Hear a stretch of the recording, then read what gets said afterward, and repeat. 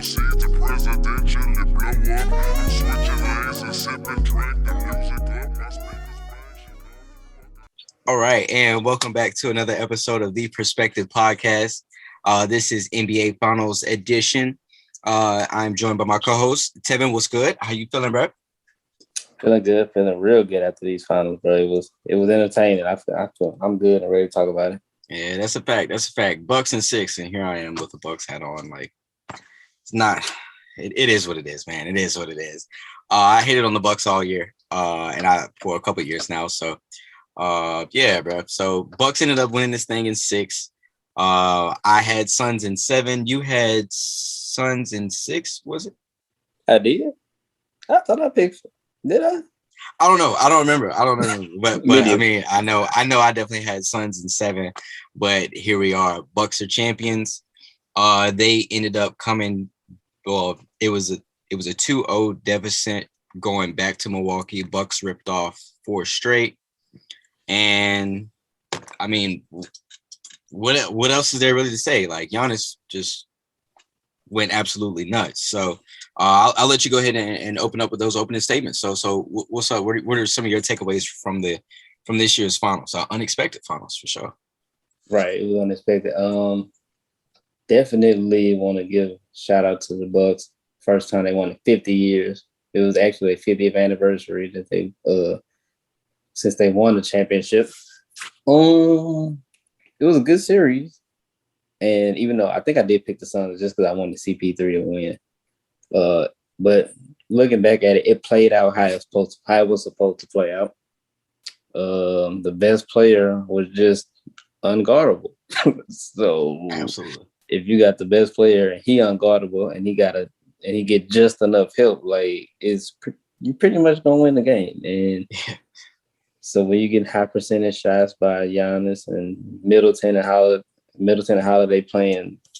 Well, Middleton playing more consistently than Holiday. Thanks. And then they got some timely shots from people like Connaughton, who I think he made 6 threes one game or 5 threes one game. Mm-hmm. Bobby Portis came up big the last game, and then one of those games when he came in with a lot of energy. Yep. PJ playing good defense. Like the Bucks, the better they finally got over the hump and finally executed a game plan that we've been, I guess, waiting to see for like the last 2 years. Yeah. But that 2 years is pretty much the development time that Giannis needed to go through all that to get to become the player that he is now. Because everybody's talking about he needs a jump shot, he needs this. I'm like, no. What he did was he made his strength his strength. And he just took advantage of it. He was like, I'm tall, long, I can jump, and I can run. So I'm just get as close to the goal as possible and shoot from right there every single time. And so then he stepped up big time last game, made 16 free throws out of 18, which crazy.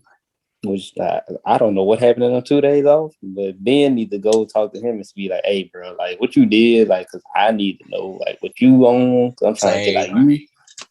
Right, because technically they could be the same player. Honestly, because Ben just do exactly what Giannis do.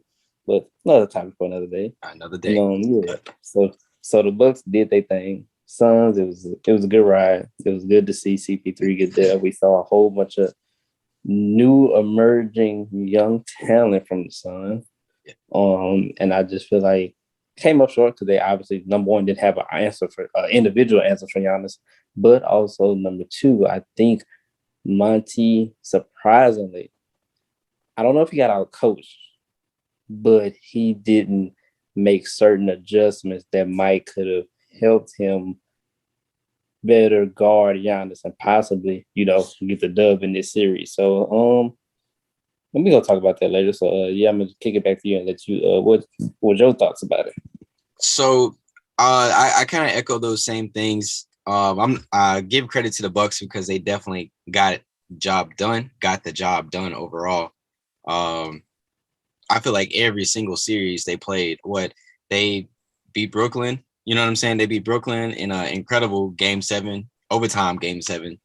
KD's foot isn't on the line. Maybe this is a whole different story. Who knows? Well, of course, if KD's foot is on the line, things may go a little bit different, but sometimes that's some of the things that you need.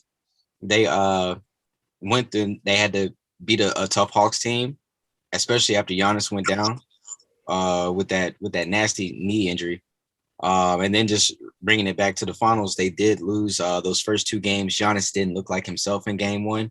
But, of course, as the series went on, it looks like he got healthier on that knee, which that knee injury is just nuts. Like, I don't know. That really just like it's even hard to even look at. But hard to comprehend how the heck he didn't tear his whole leg off with this. Huh? Right, bro. Like it bent forward, and yeah, it's just nuts. But credit to the Bucks. Credit to Chris Middleton. And to your point about Drew Holiday, it looked like Drew Holiday had money on the Suns. Like, bro, I said the same thing one night. I was like, he gotta be betting against himself. So he played the spread. He betted the spread one night. That 4 for 20 night, and then a 4 for 19. God, bro. The 4 for 20 was one of the worst games I ever seen a point guard play. Honestly. Yes, yeah. And so you know what I'm saying. It looked like Drew Holiday definitely had money on him on the Suns. But to his credit as well, he had Devin Booker in like the torture chamber, like up the floor and even like he literally guarded like 94 feet. Even Chris Paul 94 feet, like guarded them both. You know what I'm saying? Up the floor. That definitely affected them. The game when Book had 40 points, he had 40 points on 33 shots. You know what I'm saying? And Drew was guarding him the majority of that game. But yeah, credit to Giannis. I know I've said it plenty of times. I'm sick of the full steam to the rim, but it's unguardable. The drive to the rim with the Euro or the spin move, I hate it, but it's unguardable. You know what I mean? And I really do feel like the Bucks, they just ended up being the better team. A lot of this in that time frame too, I saw bits of immaturity from Devin Booker as well, which is part of that evolution, part of growing. You know what I mean? Especially some of those dumb fouls that he committed, and then just a lot of bad shot taking. You can go back to Game 5 when he dribbled into the triple team. When he actually had like 2 or 3 opportunities before he even went to the rim and got that deep in the paint to pull up. But yeah, credit to the Bucks. They really just got the job done. I can't believe Coach Bud gets to keep his job by winning the NBA championship when he was on the chopping block, like he was next to go. So just credit to them and credit to Chris Middleton. I want to give him some flowers too. Some notes from Chris Middleton. Game 1, he had 29. It was a losing effort, but he had 29. Game 4, he had a 40-piece. Game 5, he had a big 29. So yeah, credit to Chris Middleton, and he knocked down a lot of clutch shots for the Bucks as well. So yeah, that's pretty much what I got there, just for service level there. So James Harden comments. Is that we want to get to that right now, or we want to wait? Yeah, I mean, yeah, we can. So we talk about, since we already discussed like Giannis, what he was doing, the few things he did do. Yeah. Go ahead. Oh yeah. So I guess everybody talking about Harden. I mean, said Giannis is pretty much just tall with no skill, and to a certain extent, I agree. He's tall, but the skill, I would say he's not as skilled as people think he is. Like, he got a couple good moves, but like as far as his ball handling, not really that good. He don't shoot well at all, pretty much. Right. He don't have a lot of different ways to like, attack on offense. But I'm like, the few things he does do, like, you can't guard it. So his skill is pretty much knowing his game, like his skill set. Like, he like, all right, I'm not the best shooter, I'm not the best dribbler, but I can get to my spot. Like, as long as I get to my spot, I'm straight. So with Giannis, I really don't even, to me, how his size makes some of his skills, like, you don't need certain skills just because you talk. Like, like Shaq wasn't dribbling the ball. Tim Duncan wasn't going between the legs and behind the back and nothing like that. And he the same height pretty much as both of them. So his job is to, like, people want everybody to be like Kevin Durant and LeBron, and I'm like, everybody, like, them, those are different. Them outliers. You shouldn't be 6'8", 6'9", dribbling like that, or 7 feet. Like, that's an outlier. Yeah. Your tall behind should be right by the goal, laying it up, dunking on people's head. And he was like, you know what? This is an easy shot, and it's 2 points. Like, you can still win. And they showed us this year, and the Lakers last year showed us you can win by pretty much going big. Like, everybody don't have to shoot threes. Everybody don't have to, do the pick and roll, high pick and roll, come down, shoot threes, and all that. Now you can win inside out. You just got to make shots sometimes. And Giannis' best skill is his number one is effort on both ends. Like, because I know it's cliche to say nobody play harder than this person, that person, but it's hard to find somebody who gives as much effort on both ends as Giannis. So Thanks. That's to me, that's a skill. Your effort is like a skill thing. That's a skill. So I get that to him. But I mean, Harden, he right as far as like the dribbling and all that stuff. But look, if you can't stop me from dunking, I don't care what you're talking about. Like I said, Shaq wasn't the most skilled, but you couldn't guard him. So it is what it is. And I mean, I just want my dog Harden to get a ring too, though. I'm kind of sad he ain't got one yet. You know, he one of the last few superstars without one. So yeah. But they gonna get there next year. But yeah, man, Giannis just took his game to a whole nother level mentally this series. Yeah, absolutely. And really just throughout the whole playoffs, like the struggles from the free throw line, like the crowd chanting at him. You know what I'm saying? Like the crowds, all the other crowds getting on it. You know what I'm saying? With the counts.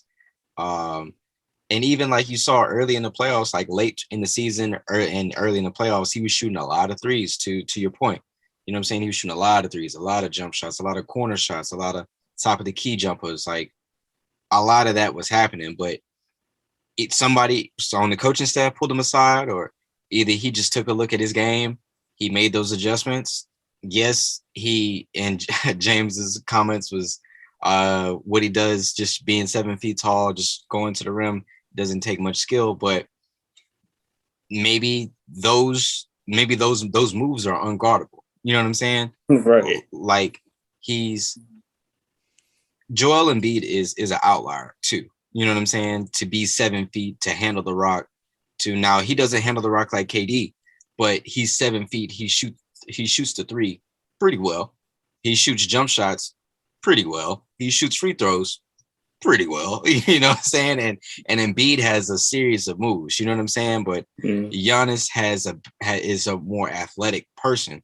So if your athleticism gets you those dubs and gets you success, I don't see why anybody should change.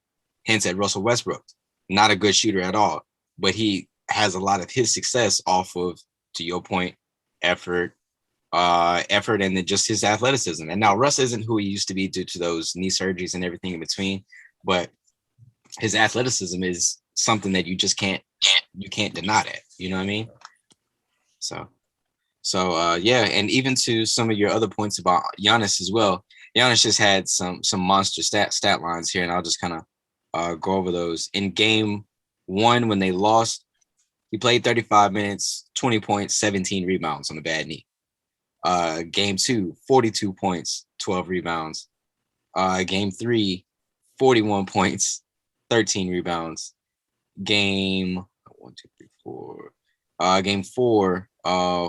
43 points, 43 minutes, 26 points, 14 rebounds. 30 piece and 9 boards. In the closeout game, a 50 piece. That 50 piece plus 14. And I think he had like four blocks. 5 blocks, yeah. And he just had, it was the full series for him was just like a highlight reel. You know what I mean? From the alley-oop to pretty much seal the game in game 5 to the block that he had on Aiden. And we're going to talk about how Aiden wet the bed. You know what I'm saying? Like, like in this series, like Giannis just, yeah, you could tell he just kind of took that man lunch. But but yeah, Giannis just is, it's that coming of age. You know what I'm saying? Kind of like with Trae Young and Devin Booker, and this is Giannis coming of age, and he's accomplished. Like he's accomplished. Defensive players of the years, MVPs, championship ring, finals MVP, all NBA player, like all-star. Like what more? You know what I'm saying? What more could you really ask for? I want to say the only NBA award he doesn't have is a Rookie of the Year. That's the only NBA award he don't have. And obviously a gold medal. But I'm like, everybody that didn't play, only Jordan, Olajuwon, and him can say they got all the awards. I got MVP, Defensive Player of the Year, Finals MVP. Like then the only 3 people out of everybody that played, even though LeBron was supposed to have Defensive Player of the Year when Marcus Gasol won it, but yeah, Bron shouldn't have had that Rookie of the Year either. But you know, who should have won it? That should have went to Melo that year. Man, that's Cleveland. me. Personal opinion. Personal opinion. I mean, Melo did get to the playoffs, but Cleveland was so garbage before he got there. Like he couldn't make the playoffs that first year with that team. Like Eric Snow and Jeff McGinnis shooting jump shots on a consistent basis, and the young Carlos Boozer and Darius Miles, they was hating. First of all, if Ricky Davis. Yep. Go ahead, Ricky Davis. if you go back and listen to all the interviews when LeBron got drafted, they was talking about a rookie can't do this, a rookie not gonna be the leader of the team, and like he gonna have to show us, blah blah blah. I'm like, bro, he was the best person on the team when he was in Ohio, when he was in high school. He was better than all y'all. So I don't hear nothing they had to say. So yeah, bro, like it's ridiculous. Back to Giannis. Just keeping it on Giannis. It's ridiculous. It's ridiculous. Ricky Davis said, "Yeah, LeBron is here to help me." Boy, if no, he right. He was there to help him get to the playoffs because Ricky would not go. They was gonna have the first round, the number 1 pick next year, and after that. So yeah, back to Giannis. Back to Giannis. Yeah, back to the man now, Mr. 50 piece, Mr. 50 piece mini. Yeah, man, this dude is master troll. Oh, he loved it. He loved it. I love that he like just taking it all in. I'm like, look, because when we look down the line, unless you're really breaking it down, nobody gonna be like, well, this team was hurt, that team was hurt, that team was hurt, this team was hurt. Because like I don't remember no other year where I can think of, like, I don't remember any years where we were like, oh, Jordan won because such and such was hurt, Shaq won because Duncan was hurt, blah blah blah. Like, nah, nobody. They just gonna see Giannis, NBA champion, NBA MVP, 2021. So he just dominated mentally. He took his game to a whole nother level, and he just dominated just dominated like nothing I ain't seen in a long time. Facts. Giannis definitely took his game to another level. You know what I'm saying, and just had that evolution. And then who knows? You know what I'm saying? I mean, Milwaukee's not a quote unquote attractive city like that, but you never know. Other people may buy in, you know what I'm saying, and just come up there just to come hoop, because I mean, especially shooters. Yeah, exactly. Because he don't mind even though he do all that, he don't mind passing the ball. Facts. So they might. It's gonna be some shooters that be like, you know what, he's a likable guy, and they're like, you know, I can play with that. I mean, even though they ain't gonna live. The thing is, living in Milwaukee is not the team. It's not it's not the players. It's the city. They don't want to live in Wisconsin, which I ain't never been there, but from what I've heard, I don't blame. Man, listen, the people that I do know from Milwaukee and Wisconsin, they moved south, and they moved south for a reason. So and they stay. Yeah, they stay. They don't really go back like that. You know what I'm saying? But who knows? One of the bitches may end up there, like Shaq say. You know, anybody with the last name bitch, they shoot the rocks. So you never know. Like one of them may end up over there. You know what I'm saying? But they could definitely, you know, use some other help. White Dante, he'll be back next year. Yes, sir. So and White Dante got a ring. That's crazy. But you know, so they'll be back. You know what I'm saying? Do I think that they'll repeat? Don't think so. I give them a 25% chance. The more that I've thought about it, because Brooklyn will be back one way or another. Philly will be back one way or another.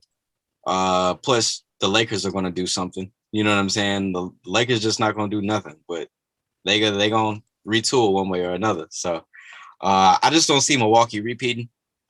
Maybe I'm hating once again. Who knows? But I just don't see them repeating. Like, what you think? Thoughts on them getting back to the ship? No.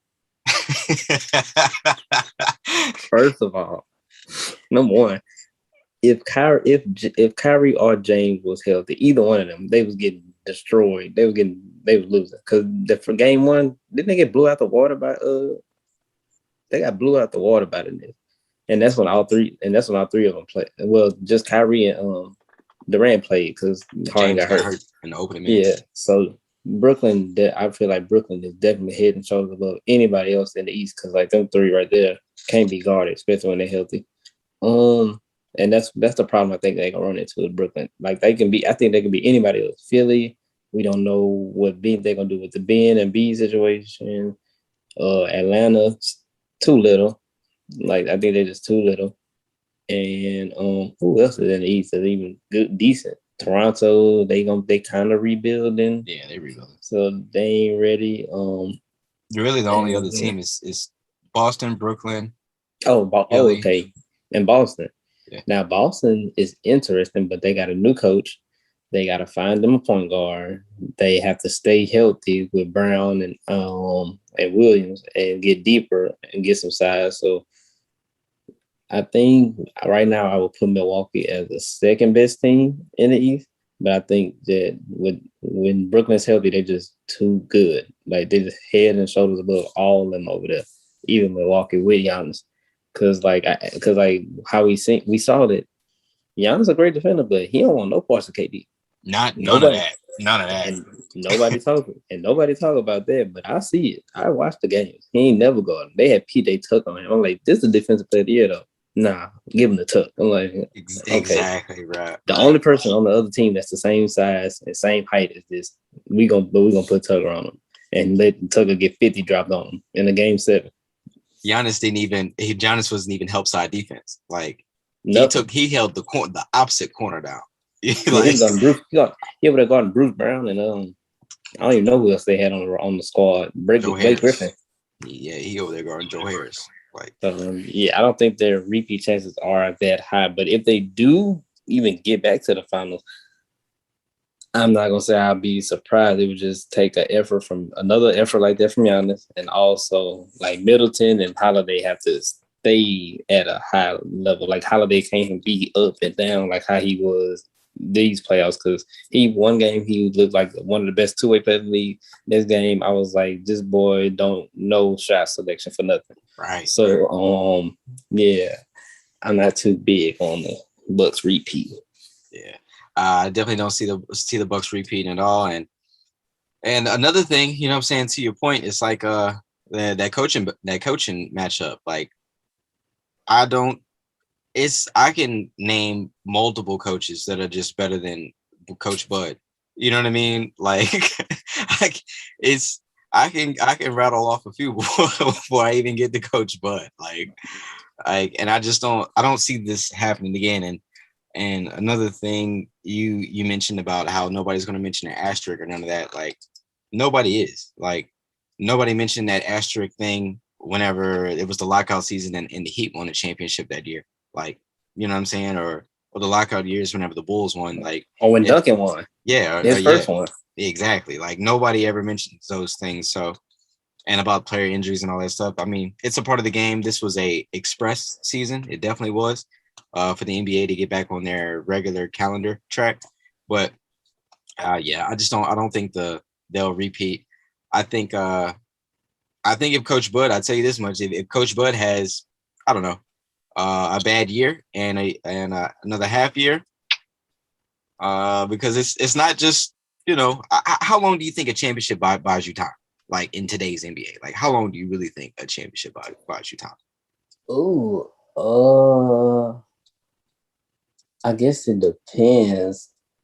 Cause like honestly, I think Vogel, if they don't win, I think if Vogel don't win this year, I think he gone. So I guess I would say about 2 years.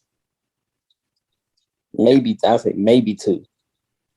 Well, the Laker expectations are totally different because Lakers have unreal expectations. So, and they live in fantasy land, literally. You're right. So the Bucks, but just I say maybe 3 years, maybe 3. Probably, yeah. He probably get 3 years. Giannis is only 27. Yeah. So when he's 30, that probably So probably 3 years. Yeah. So that's pretty much all that I have there. Really, there on the Bucks. There, are we moving on to the Suns? Or are we on to what you think? Oh yeah, let's look at Phoenix side of the story. All right. So on the Phoenix side of things, my biggest disappointments here. I have 2 big disappointments here. Starting with DeAndre Ayton. He played. Anthony Davis was hurt in round 1, so you kind of got a pass, kind of. But he still played well in round 1. Round 2, whenever they played against the Nuggets, he had a really great series, and I thought he was, that he definitely did take his game to another level. And then round 3, just I think he pretty much was the difference maker there, and he was definitely a big part of taking out the Clippers there. So, and then just to get to the finals there and just kind of revert, you know what I mean? After Chris Paul's comments, like, yeah, DeAndre, he about to get it back, everything between, like, from that comment forward, his game regressed. You know what I'm saying? And then big disappointment number 2 is Chris Paul. Yes, he may be hurt. His hand may be messed up. I don't want to hear it. No, you know what I mean? I don't want to hear it. Chris Paul, he had if you're an MVP candidate, like he was, in my opinion, he was. You can't just have bad games like that. You can't, not multiple games like this. Like, you've worked your entire career to get here. And then he literally just dropped the ball. He had a major turnover. I think that was game 3. A major turnover that really, I think from that point forward, like, the wind was out of the Suns' sails from that point. So what was that game for? Yeah, I'm not too sure. I think that was game 3. That was game 3. Where he had the turnover, because game 3 was also the block. If I remember correctly. But the block. But yeah. So I'm disappointed in Chris Paul. I figured he would have showed up a bit more. I figured he would have, really took control of the reins. But I don't know. I guess once again, Drew Holiday had him in the torture chamber as well. So on defense. So that's what I do have right there. Devin Booker. I still can't believe he drove in the paint and got into that triple team. Coach Monty figured he would have been better. But at the end of the day, and just a quick note, Devin Booker is the first player in finals history to have back-to-back 40-point games and lose both of those games. So that is just wow. That's just another note. So I figured Coach Monty would have out coach Coach Bud. So you know how I feel about Bud. So that's what I got. Yeah. So my biggest takeaway was Monty leaving DeAndre one-on-one on defensively, leaving DeAndre one-on-one with no help. I'm like I guess his strategy was to let Giannis get his, but I'm like, he's getting his way too easy. Sure. And while he's getting his, he putting your big man in foul trouble. So you need to make an adjustment. I'm like, from what I would have done as a coach. All right, if I got to single him up with DeAndre, that's fine. I mean, DeAndre, that's fine. But I'm doubling. I'm bringing the help. I'm doubling off of number 1, PJ Tucker. PJ Tucker, the worst. He just, out of all the shooters on this team, he the worst one. So I'm like, I've got to leave. I'm like, if somebody got to be left open, it got to be him. I'm doubling off his man. And we rotate late to him every single time. Every time. I don't care what happens. I'm like, we doubling. The closest person gonna double, and we rotating from PJ. Like, whoever guarding him, if they make a pass, leave him. PJ Tucker would have to make 10 threes every game in order for me to, like, respect it. And yeah, He got to make 10 threes every single game. I'm like, the only way I'm losing is PJ Tucker scored 35. I'm not losing by Giannis scoring 50 at the rim. I'm not doing it. I'm losing with PJ Tucker shooting threes. That's what I would have done. I'm like, I'm leaving PJ Tucker and giving help off him. And secondly, like he had Ayton. I'm giving Ayton kind of a pass, even though he had some good games. But like he wasn't expected to be what he was in the first rounds anyway, in the first couple rounds anyway. Everything he did was like gravy. Like it was like, oh, DeAndre Ayton, we do got him too. But it was like gravy on the top of the situation. He wasn't one of the main factors you was looking at, that was gonna do something.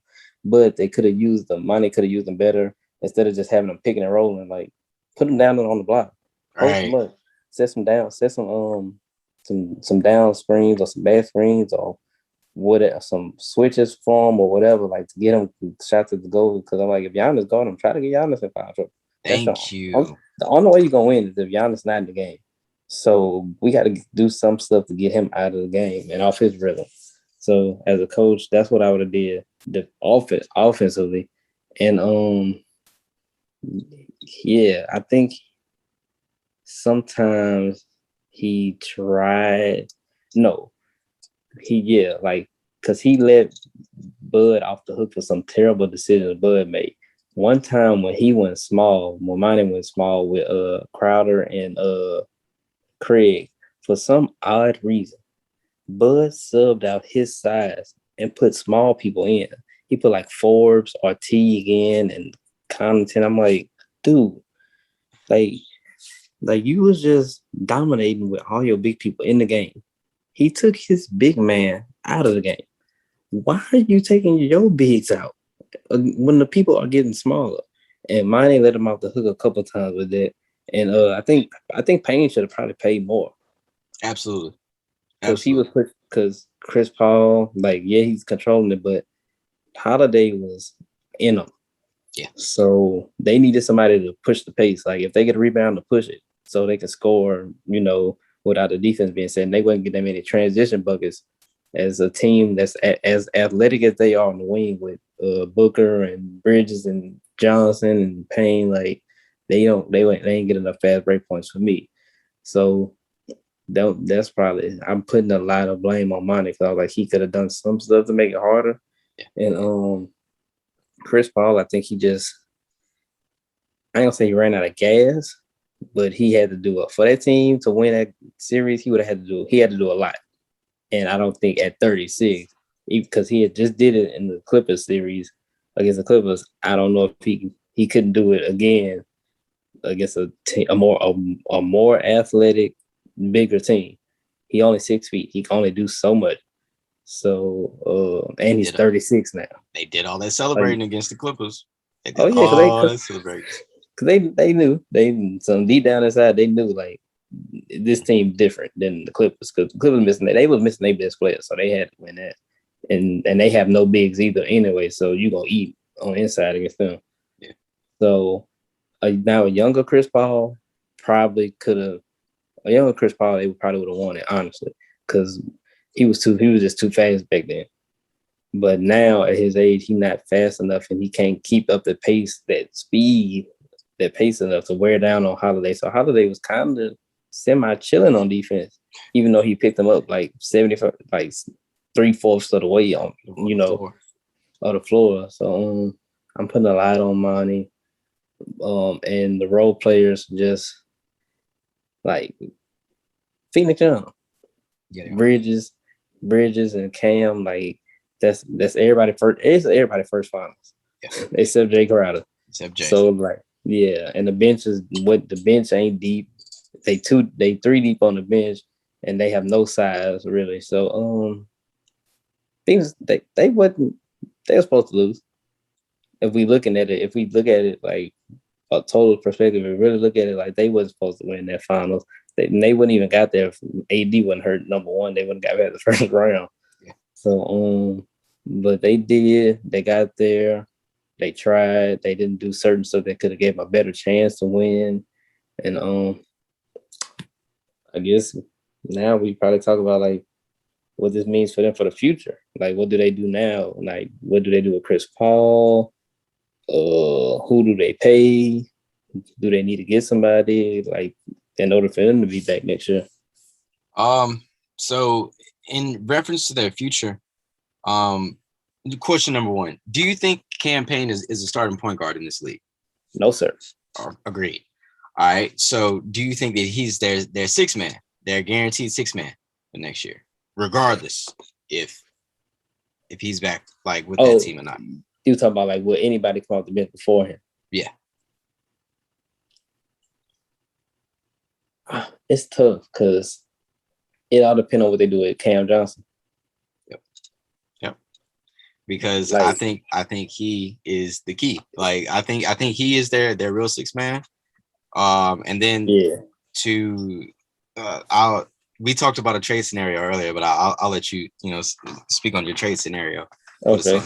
But I think they do move on from Chris Paul because the things that I've read, like Chris wants to get like paid like again, and I'm never going to be mad at nobody for trying to get their bread, like never. But with a young core and you going to dump X amount of dollars, I don't know. I think the report was like 40 mil or more that he's looking for. He wants. I think he won't 4 years, 120. He won like 4 years, 120. Or he will take, I think, 3 years, 100. I can't do that. Whenever I know I got to pay Aiden, whenever I know I'm trying to add two other pieces around Aiden and Book, like I can't do that. Not me. Right. But not at 30, not at 36, Chris Paul. And boy, 37. He about to be 37 soon.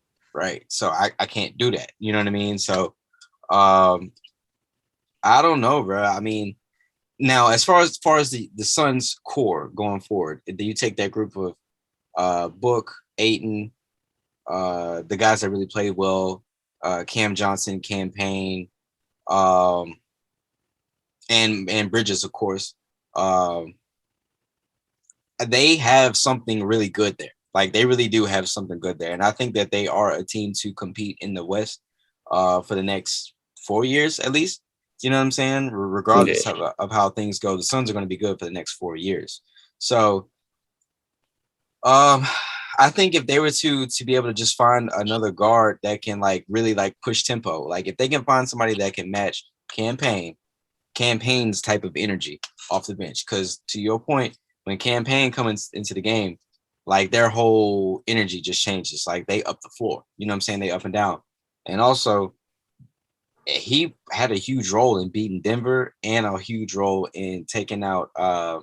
He had an impact whenever he played against the Lakers. Like, yeah, he had a really good impact against both of those teams. To the Clippers, not so much, but against those first 2 round matchups, he definitely did his thing. So I think if they were to be able to find another point guard that can match his type of energy, but at a starter level, they'll be in a really, really good spot. They'll be in a really good spot. So their future is bright. So like as an owner or manager, I'm not giving Chris Paul no long-term deal. He getting 2 years max for me. And if he don't, then I'm moving on. If I was them, my first thing would be if they don't re-sign Chris Paul, I'm going after Lonzo because I think he would fit perfectly. They like to push the tempo. That's what he want to do, push the tempo. He passed first. He got Booker on the wings, Bridges, Johnson, Aiden. He'll get all of them involved. Then he making threes now and free throws. So and he play defense, on-ball defense. And you need somebody that's going to guard ball handlers now in the league. So that would be my first call. And then honestly, the second one, I don't know how, if it will work, but I would, if I was them, I would try out Porzingis. I would try Porzingis 8 lineup. I don't know. I would want to start them together. But if I feel like if they can't, then got to bring him out the bench. But I don't know if he'll want to come out the bench because he done had a couple, real good years in the league. Yeah. So and he's still kind of young. But I would honestly try that because if the Suns want to get back, they need to have some size because you got to go against the Lakers. I think the Clippers might they're gonna be better, so they might get bigger. The Jazz are big up front, so you need somebody. You just need size now to help Aiden with the rebounding. And plus, if you get to the finals, that's somebody. Say you face Giannis again, that's somebody who can be a help defender, or even maybe a primary defender. You let Ayton be the help. And there's just a bigger, taller body. I know he's not physical or nothing, but with that length and that size, like that's still hard to shoot over. And he also on the offense, he makes it so much easier because he stretches the floor, which will leave Aiden down low 1-on-1 and also give Booker and anybody else in the driving lane. So that's something I would look into if I'm Phoenix. And then that's a team you can have for another couple of years. Yeah. And like you can get you can get Porzingis low right now because his value is real low. And Lonzo, depending on what kind of pitch you can make to him, he might not be looking to get that super bag just yet. Because he worth some money right now. Absolutely. But you pitch it to him right, he might not try to knock you over the head for his servicing. So, and then you could keep Cam off the bench. You can keep Cam Payne off the bench. Cam Johnson, it's depend. Like you might, I guess, bring him off the bench, or you can even start him in place of Crowder because I think they're gonna let Crowder go sooner or later. Because Cam Johnson just a better player. He need PT. Then you got Torrey Craig who can do some of the same stuff he do. So I think Phoenix they in a good situation. But if they do want to keep Paul though, they still gonna have to make. They got to get bigger. They got to get a real forward man that can help Aiden down there, or even get him a better backup. Because Kaminsky, he's an NBA player, but if I'm trying to win a championship, I need a better talented big behind Aiden. Because Aiden, he's also foul prone. Right. So I need something better. I need something better than Sarge and Kaminsky off the bench. Right. Like for an 8-9 person. You know what I'm saying? Like because your bench players is Payne, Johnson, either order, whatever you want to go. Then you got Craig, obviously. Then your ninth person has got to be better than Sarge or Kaminsky. You know what I mean? So, and that pick game would be sick. Like they pick and roll, pick and pop, however you want to do it.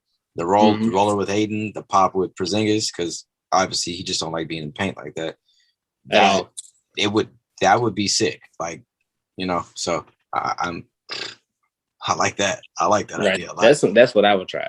That's what I would honestly try to do if Paul ain't willing to take 2 years. Because I don't think I can do 3 because I can't be paying a 40-year-old $30 million that's only 6 feet tall and not as fast as he used to be and can't jump and ain't got the athleticism. Like he not LeBron, he not KD, he not Giannis. Like somebody like that, you could take a chance on that 40 because they still tall, they still big. But a little 6 foot guard, like I seen Steve Nash get paid when he was 40. And it was him and Jason Kidd. And it was 2 of the worst things I ever seen in my life. Right. As a 40-year-old point guard. How would you feel if he's still short, but how would you feel if Kemba ended up there? Nope. Because I don't see him with the Thunder. Like I don't see him. He not go. He's somebody. He gonna get traded somewhere else. He might end up somewhere like San Antonio or something. I don't know what Kemba gonna go because I don't know what his game. He's not enough. Yeah, I don't know. Because he's not as good as Chris Paul. He don't shoot it consistently enough. He don't play defense. Don't play defense. Ain't really athletic. Not a great passer. So I don't even know what his game. I think he might, as a point guard, I feel like he's just gonna get phased out. He's kind of like in that Jeff Teague mode now. Like he's not as bad as Jeff Teague, but like how Jeff Teague, his style of play he was good for a little while, then it kind of just slowly. He was like, dang, Teague not a starter no more. And then now he looks, sometimes he looks terrible when he even went in the game. Yeah. So I think Kemba, that scoring small point guard that can't really shoot it from 3 that good. He can shoot it okay, but I think his type of game is getting kind of phased out with all the deep shooters we got, with all the good 3-point shooters and the youth that's at point guard now, and the size. Yeah. Yeah, especially with the youth, the youth there in the league. I think that does it. That does it there. Kemba's just got pushed out the league. So it's going to be interesting to see,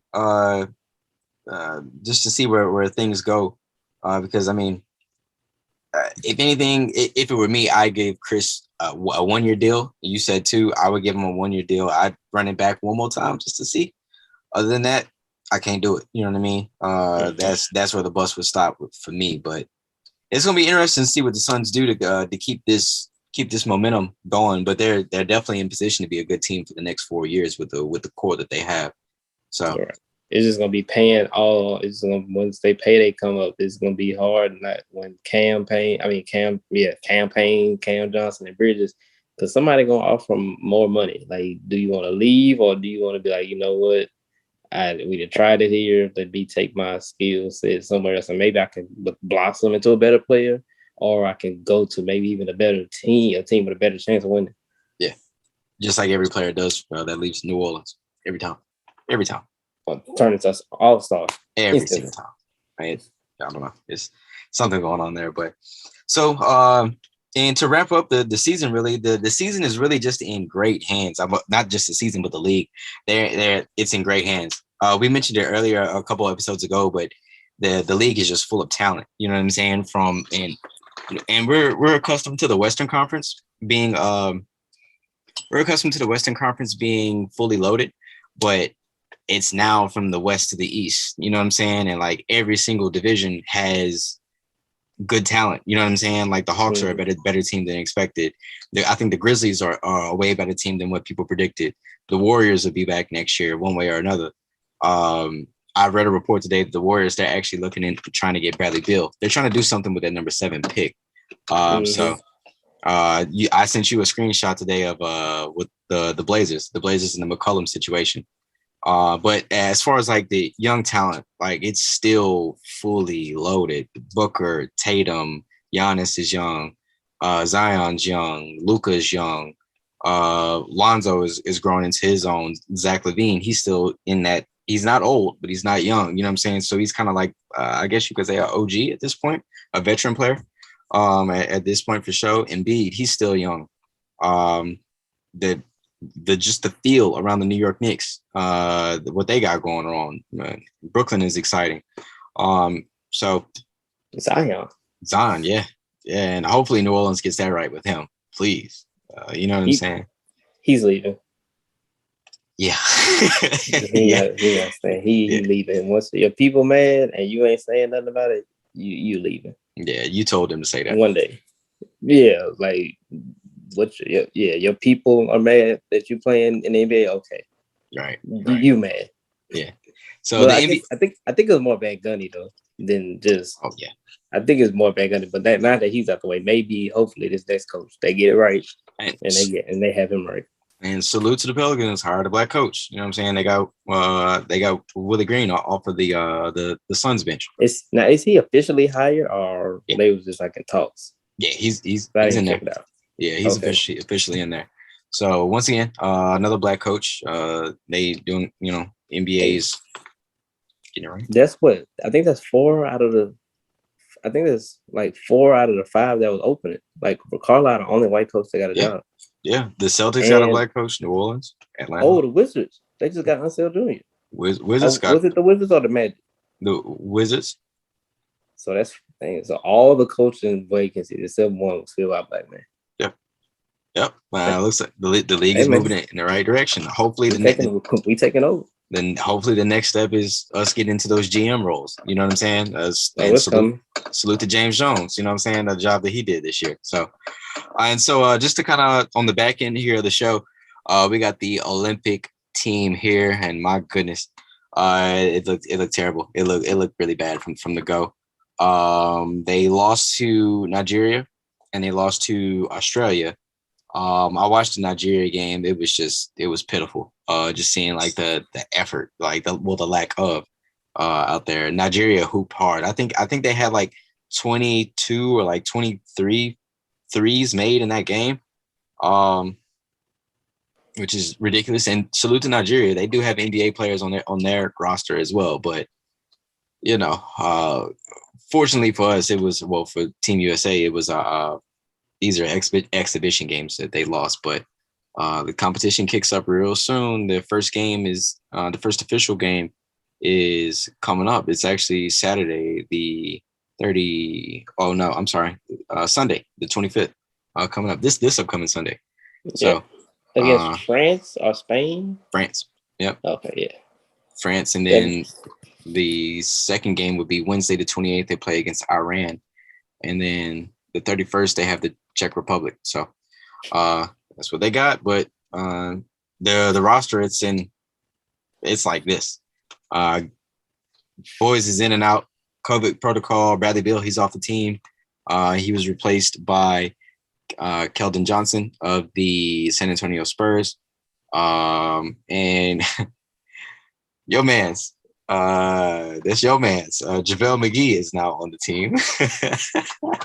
He is replacing Kevin Love. So as Kevin Love was just kind of like a question mark from the beginning, but right. So what do you and of course Devin Booker, Chris Middleton, and Drew Holiday, they are joining the team. I think today or either or Friday over there in Tokyo. So what are some of your thoughts there on this reshaped Team USA men's team?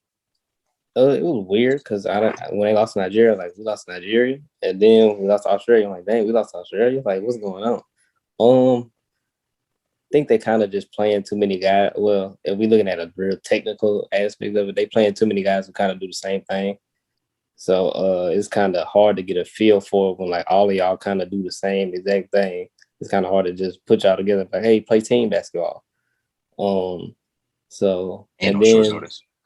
Right, and it's on short notice, and also they trying to play a big. They trying to play a quote unquote big. I'm like, look, if you're struggling playing bigs, just outscore people. Put Kevin Durant at center and just have scorers out there. Like, just if you struggling guard centers, like I'm like, so they can't guard him. They send the other team center can't guard him, and he the same size as whoever got the center. Thanks. So I'm like, just do that. Like, don't be trying to play a center or don't be trying to play Draymond Green. Traditional. Wow. Yeah. If you don't have to play Draymond Green, don't play him. If you don't have to play Bam, don't do it. Like, don't do it just because you need a power forward, center, small forward. No. Kevin Durant 7 foot. He can play center. He does everything. He can play center. He can play point guard. He can play shooting guard. He can play all of it. So wherever you need size, just put him there and let him do that. And they just need to play together a little bit and not put too many people that do the same stuff on court. And also, they don't have a point guard, a real pass first point guard. Like Dame coming in to get buckets every time. So Draymond is technically the point guard, but him and Dame don't play together, so they don't know how each other play, so they be messing stuff up. And that's all I really think it is. Ain't that too big, but once they didn't practice a couple of days, they getting all-star players coming in now, Booker and Middleton, and Holiday. He played defense, so he's gonna be hounding people full court, so they'll be straight. He's definitely we'll be straight. We gonna win. As far as the center situation, that's the biggest. I'm ashamed to say that the USA is that bad with center. Our best center is probably honestly DeMarcus Cousins or Robert Williams or Mitchell Robinson. American center. American center, and I know people be like, "Who the heck were those last two people?" They good players, but ain't no reason for them to have to be called upon, right, to possibly save USA. At the 5, but I don't know what happened to all the centers we used to have. The size, like I don't know why foreign bigs just got way better than ours. Mainly because ours are drifting away from the goal. Yep. And skill set change. Right, but we got a couple good guys. You obviously got AD who will play. Christian Wood should have got a call. Yep. He should have got a call for JaVale.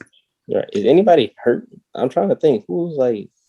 We just don't have vibes. Like that's just what it comes down to. Like, yeah, because we went through we went through this earlier, and we went through every team was thinking like, nah, like we just don't have centers. Bro, I'm down to Clint Capella, and he's from Sweden. You know what I'm saying? Like, like you know what I'm saying? Thompson's from Canada, so he's from Canada. He don't count. Like, you know what I'm saying? Like but yeah, like we barely got Bam, but that's only because he don't want to play. He didn't want to play for Nigeria. He didn't want to play for them, which is crazy. Now and then they trolled him after the game. You know what I'm saying? So I've been hearing stuff about Jared Allen. I ain't never seen him play a lick of basketball ever. Like I've been trying to watch him. He barely gets in, and when he gets in, he be fouling. So, who we gonna call? DeAndre Jordan? Dwight Howard. Mm-hmm. Right, Dwight is still a top 5 American center. Yeah, he been playing he been in the league since 04. when you put those stipulations on, yeah, absolutely. It's Dwight, Big Cuz. Terrible. I can't think of anybody else that's active. You know what I'm saying? Like an active American center that is an NBA player. You know what I mean? So yeah, it's unfortunate that that bigs are being eliminated in the American game, but bigs overseas are dominating, like from Joker to Embiid to hell, Steven Adams. He plays mad defense and he's like killing the glass every time. Your man's in Portland, Nurkic. Like he's serviceable. You know what I'm saying? Like right. I think you would put Nurkic before any other American center at this point. You know what I'm saying? So I mean, probably so. And Gobert, even though all he does is play defense. Sabonis. Embiid's not from America. He's from Africa. Like, you know what I mean? Like it's right. tough. You know that. So I don't know. Big Boo, y'all got Big Boo. You sleep on y'all, man. Listen, man, I rock with Big Boo, but we got to see a little bit more. You know what I'm saying? We gave up a lot. He averaged 20 and 10. All-star, absolutely. We gave up a lot to get him. Still missed the playoffs. So I don't know. Hey man, when y'all get rid of Denzel Valentine, that's y'all be good. Oh my God, please don't remind me. I can't believe we signed him to an extension whenever y'all did. When we did, like I was ready for him to go in 17. Like, pack it up, please. Like he should have went out the door with Gar Pax, like both of them. But once again, I'm a coach and a GM from the couch and the comforts of my home. And I just tweet very angry at the Bulls from time to time. So, so you see what we did with Norman Powell. Qualifying off. What? You better exercise that option. You straight. You can go look around. You can be unrestricted free agent. We don't. Go ahead, Playboy. You got that. Go ahead. Right, you got that. You got that. Well, we're gonna be right here. Right. And even the Hawks, they did that with John Collins today too. You saw that? They let him look. He an unrestricted free agent. Yes. Let me send the tweets out. Yeah. So we need that. Yeah, that's a fact. Shit, he would be a good fit in Phoenix. He would be a great fit in Phoenix, but he gonna want that bread. You know what I'm saying? You know what? He would fit even better in Portland, where he was supposed to be in the first place. Yeah. So to be determined, though, right? The NBA season, it never does stop. It never stops. You know what I'm saying? Like we got Olympic basketball that we're getting into. Coming up, we got the draft is actually next week as well. The draft is next Thursday on the 29th. Okay. So and the Rockets, they're trying to do their thing and try and get the number one pick to get. I believe they're trying to get Cade Cunningham, but I don't know. I'm not too Cade said the only team he going to visit is Detroit. So it's over with for the Rockets to get that number one pick. Ain't nothing they can do. Yeah. So yeah, Cade definitely did say he's only visiting whatever team gets the number one pick. So I don't know. I'm not really sold on Cade. I guess it's a motor thing, but I guess that's something we can discuss after post draft. So basketball never stops. And then right after that, I believe free agency starts Tuesday, August 3rd. I believe that's whenever negotiation starts. And I believe guys can start signing on the 5th, which is that Thursday. So basketball never does stop. And then, of course, the trade carousel is going to keep turning. To be determined what happens with Dame or CJ or Ben Simmons and Bradley Beal or Russ, because I see some things about Russ getting traded to the Lakers. Mike Conley, Kyle Lowry. Yeah. I saw something that said it was Lakers news, but they said Dennis Schroeder and Kyle Kuzma, they had some issues with each other this season. So which is that's random. But and then even down in Dallas, Luka and Porzingis, they don't get along. Well, that's because Porzingis is jealous of Luka. If we are being 100% honest. Yeah, and that's a fact. And to be honest, who knows? Maybe something is going down in New Orleans there between Bi and Zoe or Bi and Zion. Who knows? But both of them boys get 30 a game, and it's somebody should try and make that work. But it's a mess down there. Yes, but until next time, I want to thank everybody for tuning into this episode of the Perspective Podcast. This is the NBA Finals and season wrap up, the 2020-2021 season wrap up. The NBA champions, Milwaukee Bucks. Salute to the Bucks franchise, the city of Milwaukee, the state of Wisconsin, for getting the job done. And so until next time, y'all, make sure y'all share the episodes with friends, family, whoever, wherever, whenever, Apple, Spotify, YouTube. You can find this podcast wherever you stream. And so until next time, y'all, thank y'all for tuning in. Until next time, peace.